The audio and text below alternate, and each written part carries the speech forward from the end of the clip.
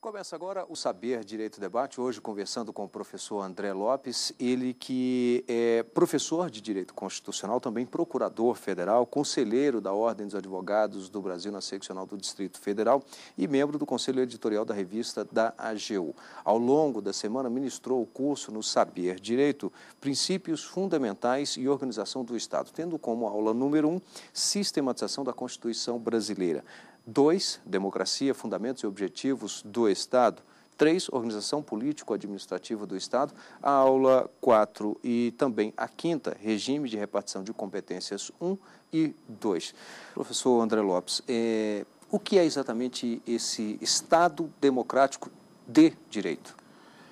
Na verdade, o Estado Democrático de Direito representa resultado de um desenvolvimento que é deflagrado a partir ali dos modelos liberais, das revoluções do final do século XVIII, notadamente a Revolução Francesa, também o rompimento das colônias norte-americanas com o Estado inglês, onde se consolidou a noção de que o Estado ele deveria obedecer às normas que estão entabuladas no formato constitucional e colocar essas normas para que elas fossem também cumpridas pelos súditos desse Estado, de modo que as normas existentes elas não seriam apenas de cumprimento obrigatório pelos cidadãos, mas também pelo próprio Estado, o Estado que tem processos de elaboração de regras e que deve seguir, deve se orientar, fazer seu cumprimento constitucional a partir dessas orientações. Bom, você cita ao longo do período, no dia a dia, uma evolução, enfim, nós estamos aí atingindo 25 anos de democracia, né? Agora, nós amadurecemos para essa democracia? Na verdade, a própria evolução temporal vai exigir a conclusão de que há sim um processo de amadurecimento. Nós chegamos a um ponto de evolução que realmente se distancia de situações anteriores, de modelos constitucionais de Estado, que hoje não mais atendem a essa dinâmica de globalização, a essa nova concepção de sociedade existente. Então, nós sim amadurecemos. A grande questão é que parece que não amadurecemos da forma desejada, ainda precisamos evoluir muito dentro da concepção democrática, nós devemos despertar a comunidade para um processo de conscientização de seus próprios direitos e, sobretudo, de seus deveres para com a atividade estatal. Deveres de participação, de fiscalização, sobretudo deveres inerentes à condição de cidadão que o súdito do Estado ocupa. Uhum.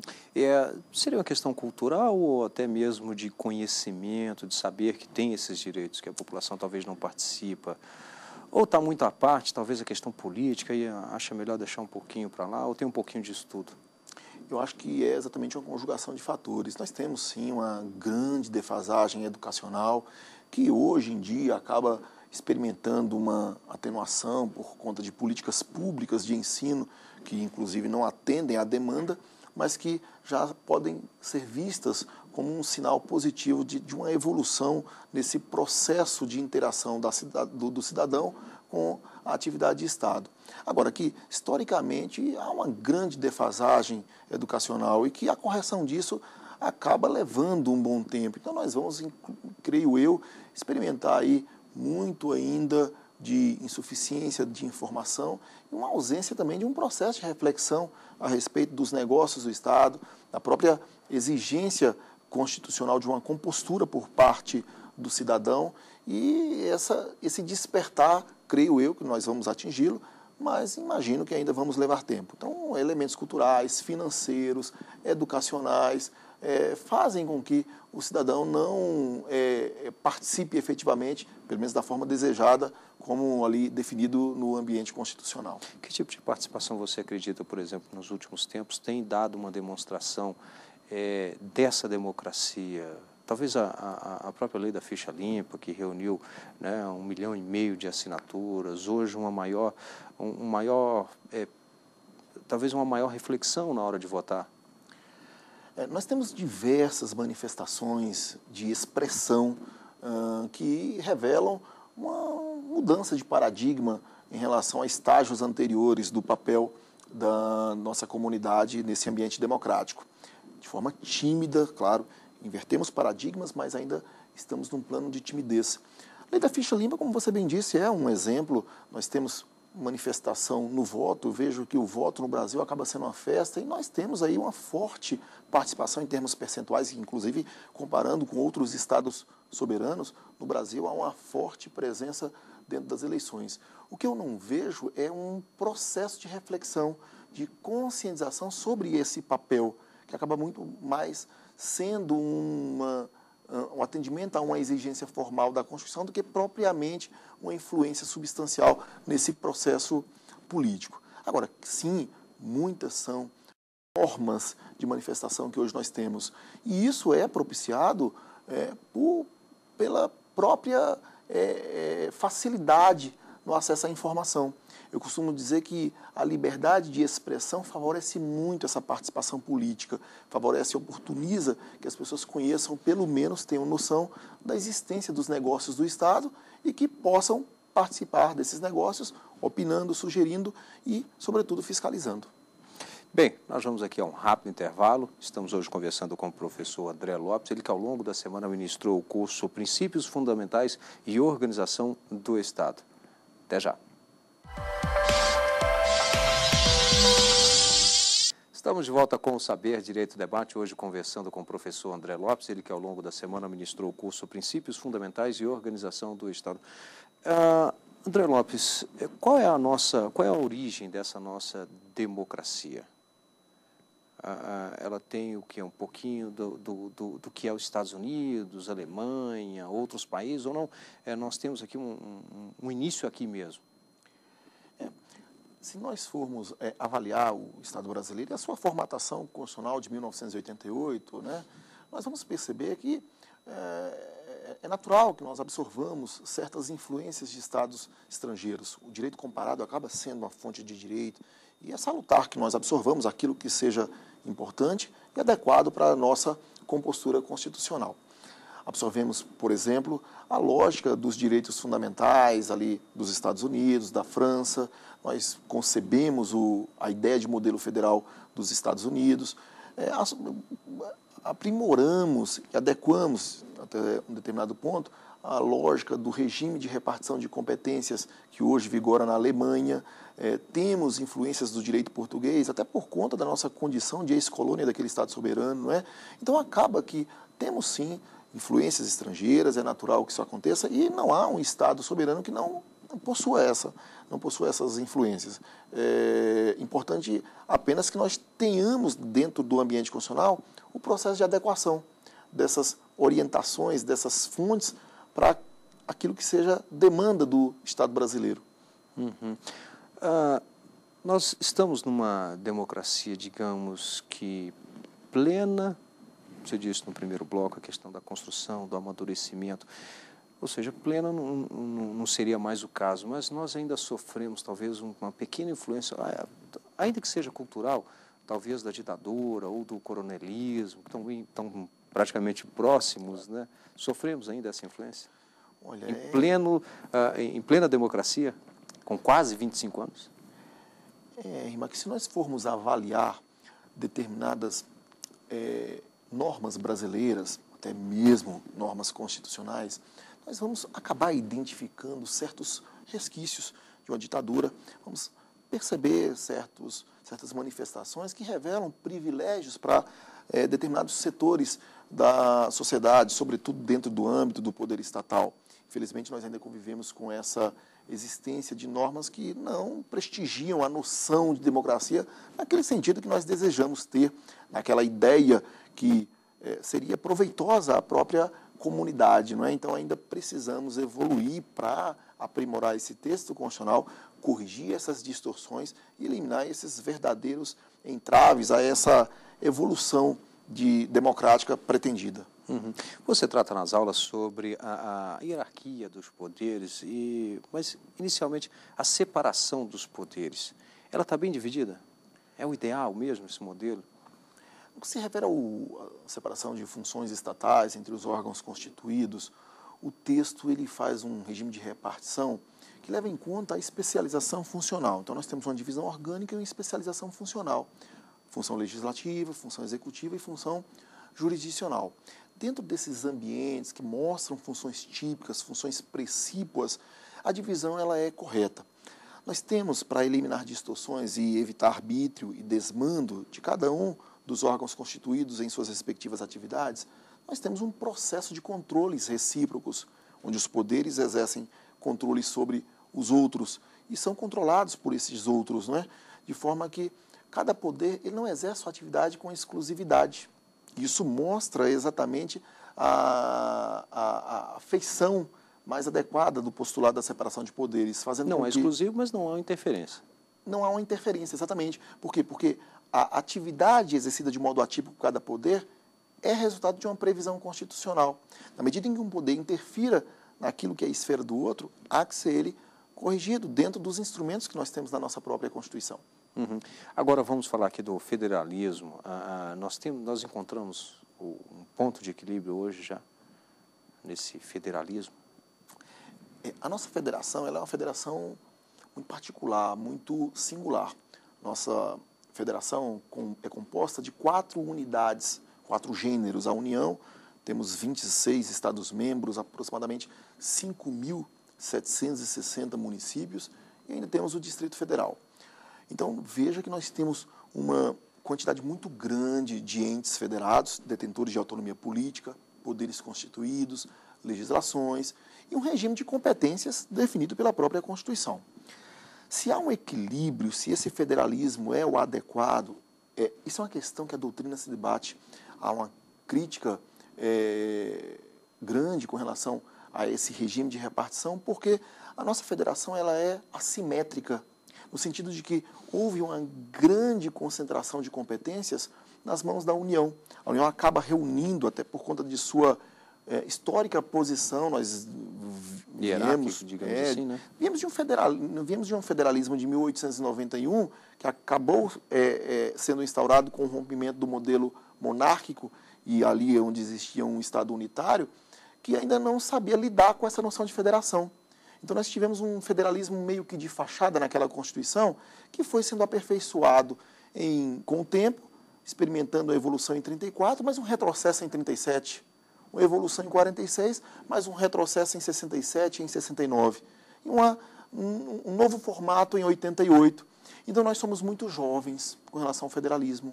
A federação é, para a gente, ainda uma experiência, como você bem disse, tem aí quase 25 anos, de forma que ainda há muito a ser feito, há muito a ser estudado, há muito a ser repensado para que nós tenhamos um maior equilíbrio no que se refere à repartição de receitas, à distribuição de competências e a um regime de responsabilidades por parte dos entes federativos. Bem, estou conversando aqui com o professor André Lopes. Nós vamos fazer mais um rápido intervalo e em seguida estaremos de volta no Saber Direito Debate. Até já. Estamos de volta com o Saber Direito Debate, hoje conversando com o professor André Lopes, ele que é professor de Direito Constitucional, também procurador federal, conselheiro da Ordem dos Advogados do Brasil na seccional do Distrito Federal e membro do Conselho Editorial da revista da AGU. Ao longo da semana ministrou o curso no Saber Direito, Princípios Fundamentais e Organização do Estado, tendo como aula número 1, Sistematização da Constituição Brasileira. 2, Democracia, Fundamentos e Objetivos do Estado.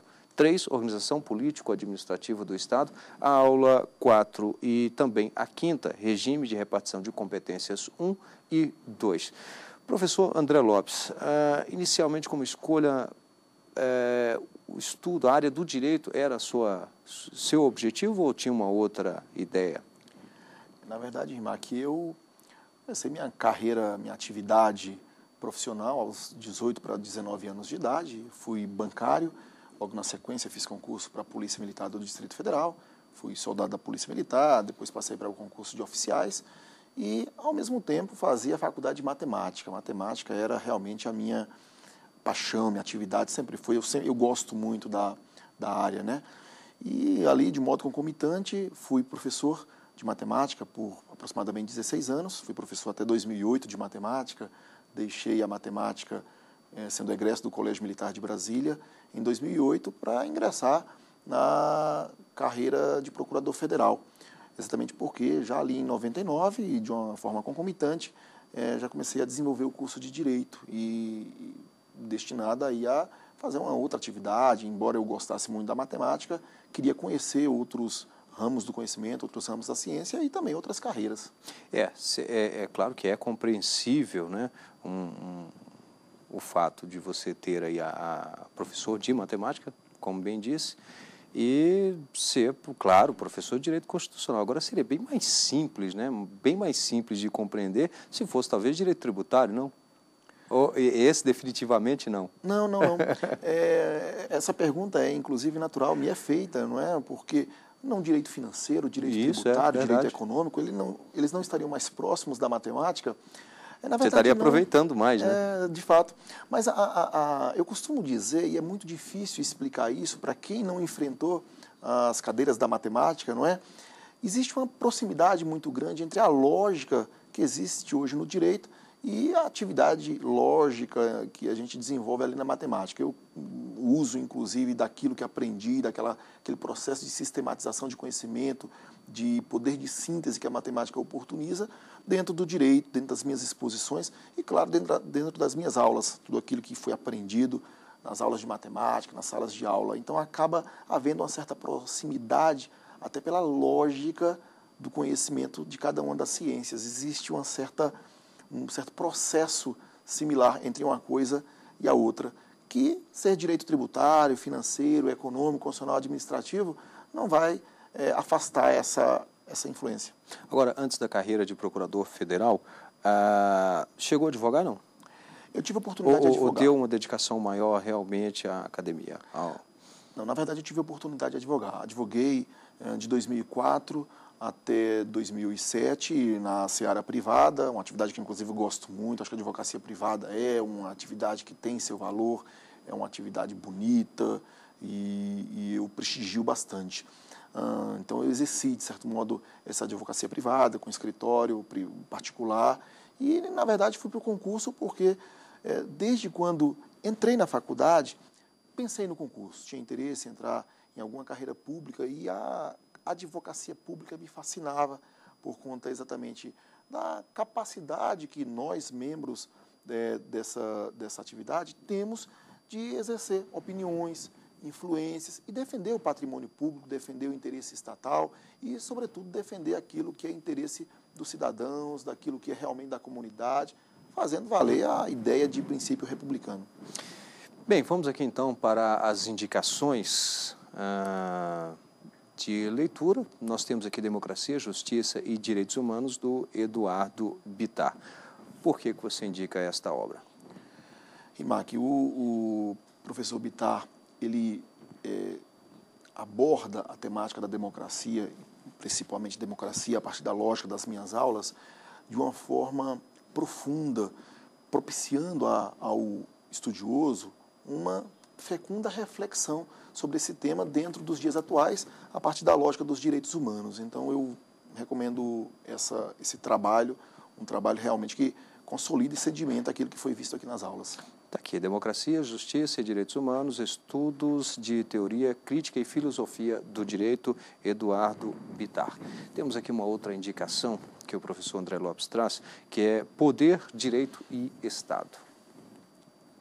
É uma obra do professor Diogo de Figueiredo Moreira Neto. O professor Diogo é um ícone dentro do direito público, não é? E especialmente do direito administrativo, e faz uma abordagem entre poder, direito e Estado que é salutar para também consolidar esses conceitos que nós vimos aqui no curso e dentro de um processo de reflexão, né? Ou seja, não se trata de um trabalho que sistematiza de modo formal o direito brasileiro, mas que oportuniza uma reflexão, uma crítica a respeito desse modelo instalado. Mesmo trazendo esse debate do lado administrativo. Com certeza.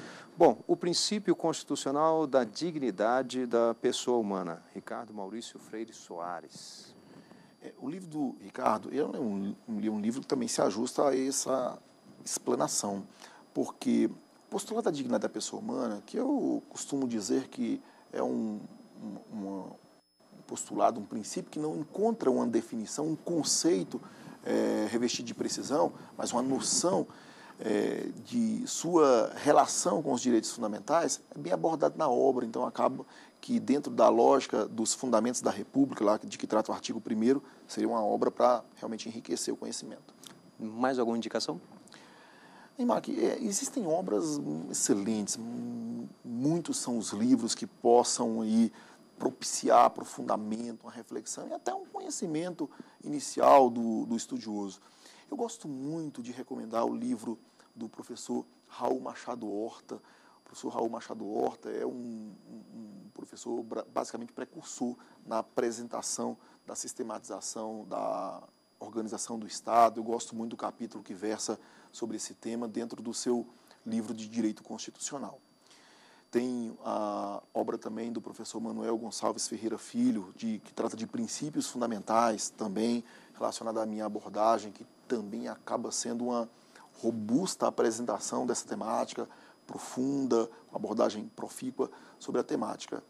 E dentro de um plano específico, gosto muito do trabalho da professora Fernanda Dias Menezes de Almeida, que trata de competências na Constituição de 1988. Então, é uma abordagem de um processo de compreensão que ela oportuniza, que ajuda muito a compreender um tema de grande complexidade como é o regime de repartição de competências. Bem, eu tive aqui a satisfação de conversar com o professor André Lopes, ele que ao longo da semana ministrou o curso no Saber Direito, Princípios Fundamentais e Organização do Estado. Lembro que você pode participar do programa enviando sua sugestão, saberdireito@stf.jus.br. E o programa também está disponível na internet, no site da TV Justiça. O endereço é www.tvjustiça.jus.br. Obrigado e até o próximo encontro.